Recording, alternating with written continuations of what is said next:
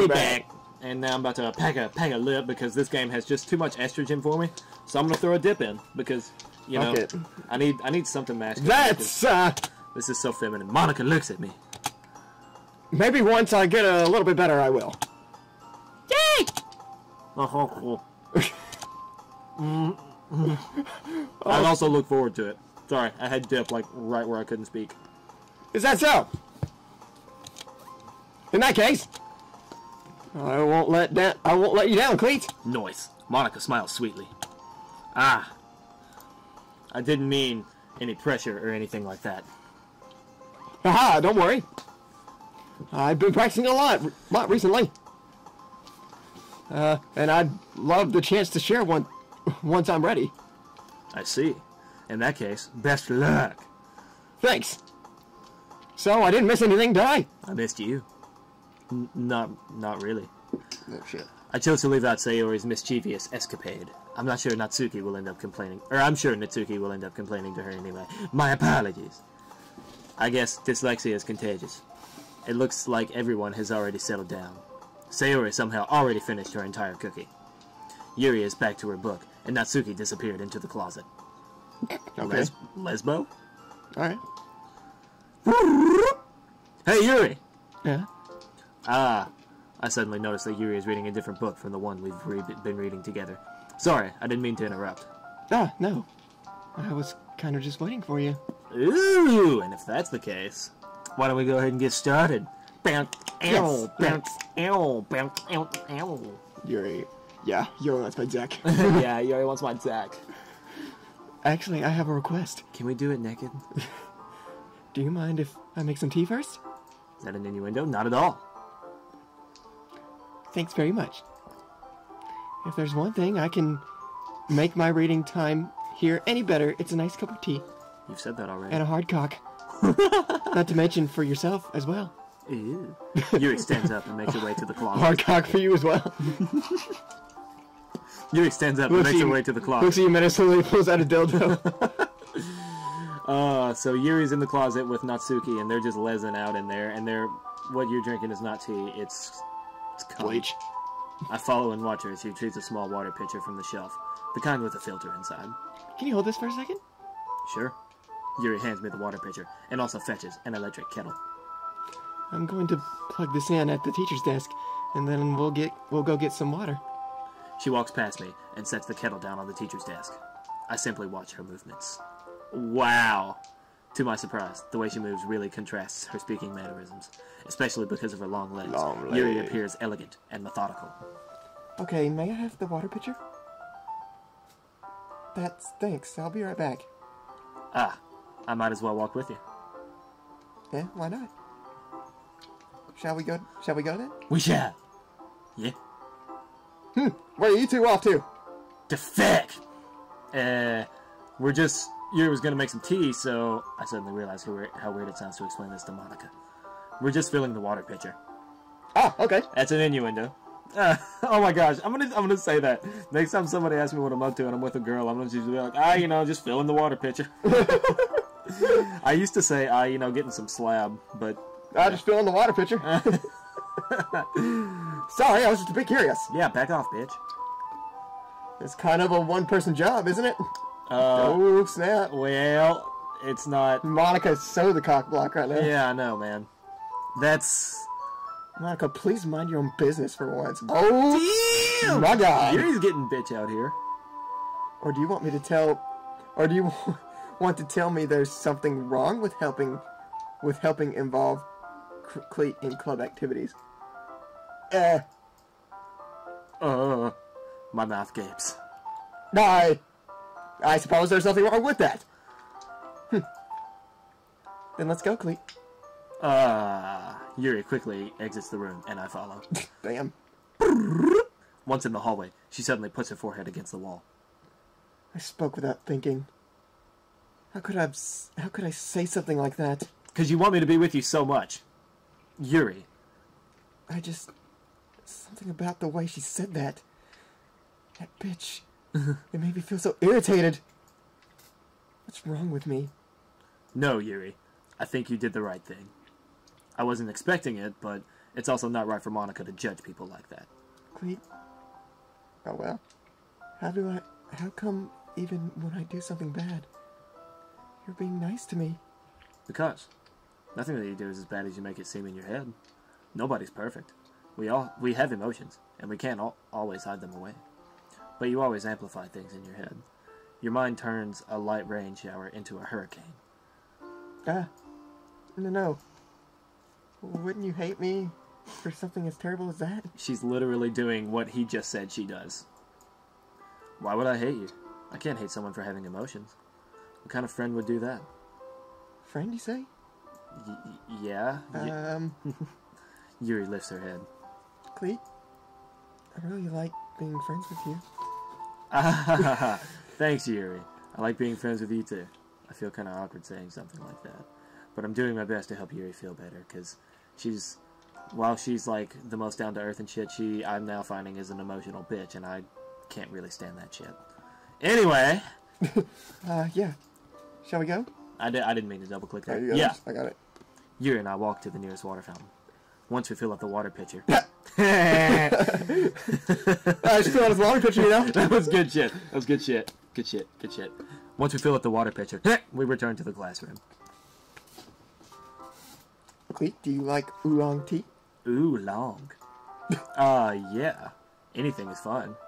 Very well. Yuri sets the temperature on the kettle to 200 degrees. Damn. She likes it hot. Now it's time to get the teapot. You really do this properly, don't you? Of course. I shouldn't do anything less than when I'm making tea for others. Even if I'm not an expert on tea or anything. Uh-huh. In that case, you'll only be even more impressed. True. Perhaps I will. Yuri fetches the teapot and begins measuring the tea leaves. To my surprise. Using tea leaves and everything, damn. Yeah, man, that's Japan shit right there. She even starts humming a little to herself. You must be in a good mood. Sorry. You must be in a good mood now. Is that so? I was letting it show. And you noticed? I was doing a bit of thinking. Surprise. And I decided that I would try expressing myself a little bit more. Nice. It turns out it's not very hard for me to do. When it's you who's around anyway. She wants my dick! That's great, Yuri. Just don't push yourself too much. You're always worrying about me, Clint. It's very endearing. Yuri wasn't kidding. I don't even know if I can keep up with this. I watch Yuri pour a cup of tea for each of us. Cleet, I have another request. Do you want to fill the water pitcher again? Do you mind if we sit on the floor today? That sounds uncomfortable as hell. Why is that? Well, it's a little easier on my back. With the big... Aaron, the blanket, dude. He wants the blanket because he's cold, because it's cold up in this bitch. Hot damn. Well, it's a little easier on my back. Because of the big boobs, it messes up back. Actually, girls with big boobs tend to have more back problems, so there you go. I can read with my back against the wall, rather than bending over at my desk. I want you to bend over. I want you to bend over, girl. Damn it. Sorry, I didn't realize. No worries. I just have back pain fairly regularly, so I do my best to manage it. Once again, tits. Is that so? I wonder why that is. It's because of her tit. It's most likely because of my... Tits. My... Your posture, right? Good save, brother. Always hunched over like that while reading. Yes. I have terrible reading posture. So that's why we should sit on the floor. Yeah, good shit. Fair enough. I'll go ahead and grab the book. I retrieve the book from my bag. I have some chocolate as well. It's a bag of small chocolate candies I kept hidden from Sayori's candy radar. I take it. Dude, she's the bitch that would. Is that the... What if it's small? It's chocolate! Chocolate! Chocolate? They're selling chocolate! Chocolate! I'll take it, since it will go well with the tea. Yuri and I then sit against the wall, teacups at our sides. As if in sync, we assume the same reading position as last time, each holding one half of the book. We assume the position we did last time. Except this time, our bodies are even closer to each other. I can't see too well. Yuri slides closer until our shoulders are touching. How am I supposed to focus on reading like this? I'm all bothered and hot. Yuri was always kind of cute, but when she's being less apprehensive, it's almost more than I can handle. The erection is just going to balls through my pants. I can't stand it. She's so hot. I want to pour. Your teacup. Yuri hands me my teacup. Holding it with my hand that's not holding the book, I end up in a position that makes it even harder to focus. Because now I need to worry about making sure I don't accidentally touch her chest. Accidentally, you say? Well, why don't you just go ahead and cop a feel there, Cleet? Meanwhile, Yuri hasn't noticed a single thing. She wears her intense reading expression, and I can only presume the world around her has faded away. I use all my willpower to focus on reading. After a few minutes, I finally manage to relax a little. I put the teacup between my legs and fumble with the chocolate wrapper. Ah, sorry. I briefly let go of the book to finish opening the wrapper. You can have as much as you want, girl. That's okay. I won't take any. Are you sure?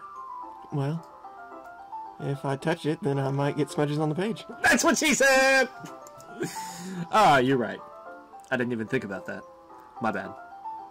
No need to apologize. I'll hold the book, okay? Are you sure? Of course. No! Yuri opens the book with both hands. She holds it so I don't have any harder of a time reading from it. But as a result, her left arm is practically resting on top of my leg. So I have to move my erection to the other leg. Well, in that case... Just like... Yeah, he's just like doing a little shifting around. Oh, God. Yuri is already totally focused on reading again. I take a chocolate candy and pop it into my mouth. Then, I take another chocolate, and I hold it up to Yuri. She doesn't even look away from the book. She simply parts her lips, as if the situation was completely natural. But that means I can't stop here. I apprehensively place the chocolate in her mouth. Just like that, Yuri closes her lips over it. Eh? Yuri's... Sorry, I had to spit. Sorry, I was flooding in here. Yuri's expression suddenly breaks. Did I just... Yuri looks at me like she needs to confirm what just happened. Clean. Sorry. I guess I shouldn't have done that. Well, you were just helping. That's something that friends do. The sexual tension, though. Right. I mean, not really in this kind of context, but yeah. That's all it was. Yeah. Then, you don't need to stop or anything. That's what she said! Oh my god! I see. The situation has gotten really tense. Yuri tries to return to the book, but I can tell just by her expression that even she can't focus now. The tension is more than either one of us can bear. My heart is pounding. I nervously take another chocolate between my fingers, but this time Yuri's eyes meet mine. How did it even come to this? Yuri doesn't avert her gaze. I notice her chest rising and falling in the rhythm of her breaths. I raise my arm. Like before, Yuri parts her lips, but it's different this time. I take the chocolate and place it in her mouth. I feel her hot breath on my fingers. Okay, everyone! Bitch, Monica. Breaking the shit out of the tension. Absolutely killer. I knew it was gonna happen. I knew it was. I just, great. Timing couldn't be better. How to kill a boner.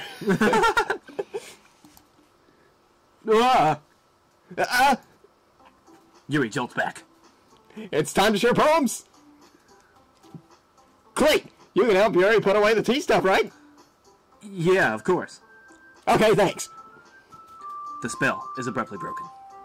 I'll take care of the cups. Yeah. Yuri picks up the teacups from the floor. I pick up the bag of chocolates.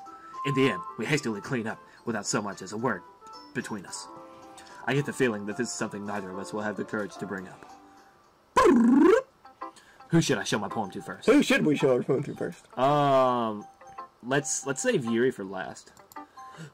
Let's go to Monica. Okay, Cleet. How's the writing going? Alright, I guess. I'll take that. As long as it's not going bad.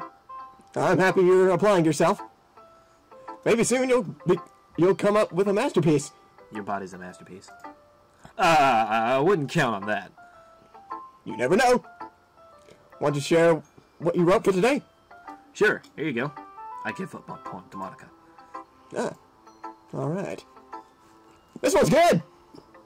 It feels like you're not only getting more comfortable with your style, But the imaginary... The imagery. The imagery is better than the last one I read. Just wondering, but have you been finding inspiration in Yuri's writing style? Inspired by something of her, I guess. You can't deny that she's talented. Yeah, totally. I think her poems are the most romantic. That's the best way to describe it. She's like a totally different person when she picks up a pen. I noticed that too. Or when she's talking about literature, it's like a light turns on inside her. The light that I'm trying to put inside her. Sadly, it's hard to get much personal conversation out of her. Oh, we got personal, alright, Monica, but you ruined it. Trust me, I've tried. Who knows what's going on in that head of hers? I hope you don't mean that in a bad way. Because I'll slap you with a cookie if so. No, of course not. I just meant that I wish she didn't keep so much to herself. But still, defending her like that. You must be pretty into her. You completely misunderstood. Calm down, I'm kidding. Besides, I'm pretty sure she's already got a boyfriend. Wait, really? The fuck you just say? Yeah, fictional one anyway. Monica kind of whispers that last part to me. Oh, yeah, fictional one anyway. It's just a hunch, but... Well, there's not really anything wrong with that. No, well, I know. I was just saying. But anyway, want to read my poem now? I like the way this one turned out, so I hope you do too. Alright, let's take a look, see. Save me. The colors, they won't stop. Bright, beautiful colors, flashing, expanding, piercing. Red, green, blue. An endless cacophony of meaningless noise. The noise that won't stop. Violent, grating, waveforms. Squeaking, screeching, piercing.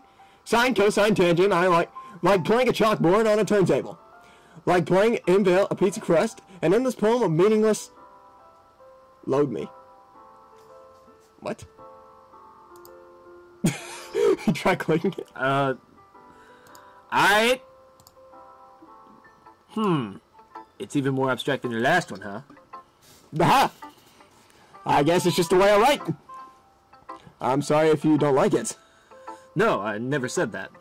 It's just the kind of thing I've never really seen before, I guess. I kind of like playing with my spaces with my space on the paper. I see that. Yeah, there's a lot of space there. Choosing where and how to space words can really change the mood of the poem. It's almost like magic.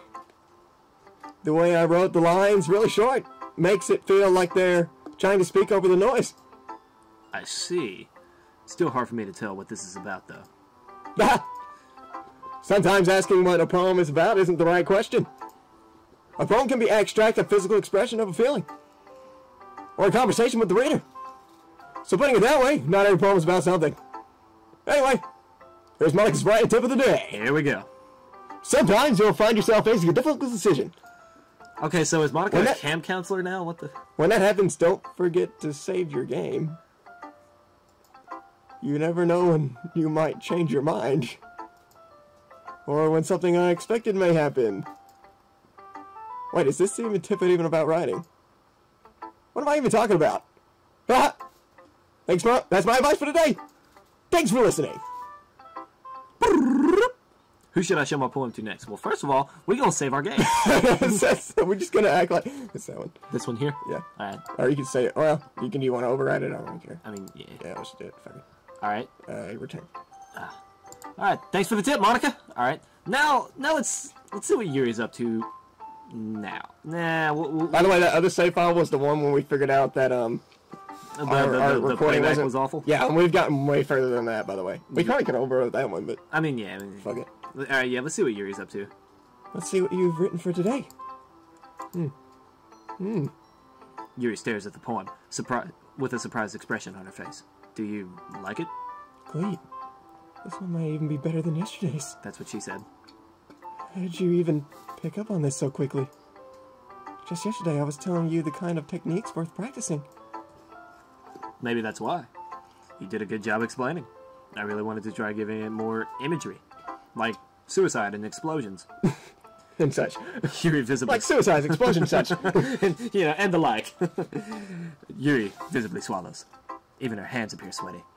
Knees weak, arms spaghetti. There's vomit on her sweater already. Mom's spaghetti. She's nervous. But on the surface, she looks calm and ready to drop bombs, explosions. But she keeps on forgetting. I'm not used to this. Used to what? I don't know. It's fine. Take your time. Oh, my bad. Yuri breathes and collects her thoughts. I know that Yuri likes to think before she speaks, so I offer that patience to her. Yeah. Just being appreciated like this, I guess.